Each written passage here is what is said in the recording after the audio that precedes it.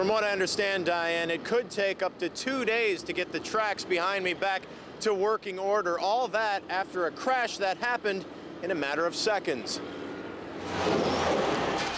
A jolting noise. The building shook and it was just a god-awful sound. Followed by a terrifying sight. I seen stones and all that flying, and it landed up on the green car. 2 trains jumped the tracks in North Baltimore around noon today. Half a dozen rail cars piled up at this crossing where 3 cars were stopped. And when I look back, I just, oh my God. Joe Cook was caught in the middle of the chaos. He was in that 3rd car. When you see stuff come flying at you, it's, you know, you don't have a lot of time to think. You just got to move. And the truth was, I'm backing up, and the guy in front of me is backing up. And when I saw him get out of the car, I said, well, you know, it's a good idea. Cook and another driver, Matt Swartz, were treated and released from local hospitals. The driver up front, Bob Lowe, is the street superintendent for the village. His car was crushed by flat steel, and Lowe had to be cut free with the jaws of life. The question now is what caused this crash?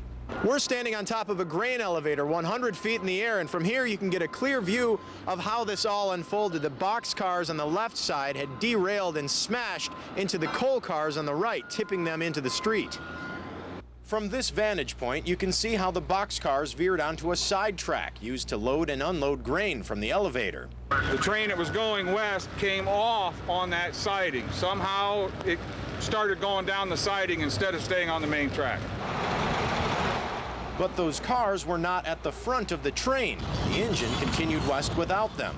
CSX investigators now have to physically untangle this mess and pinpoint what set off this massive pileup.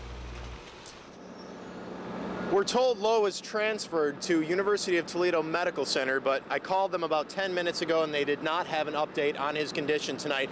We did just 1 minute ago get an update from CSX officials who are out here. They say the main line should be open later on tonight, so they are certainly making short work of this major wreck. Live in North Baltimore via Skylink 13, Tony Geftis, 13 ABC Action News.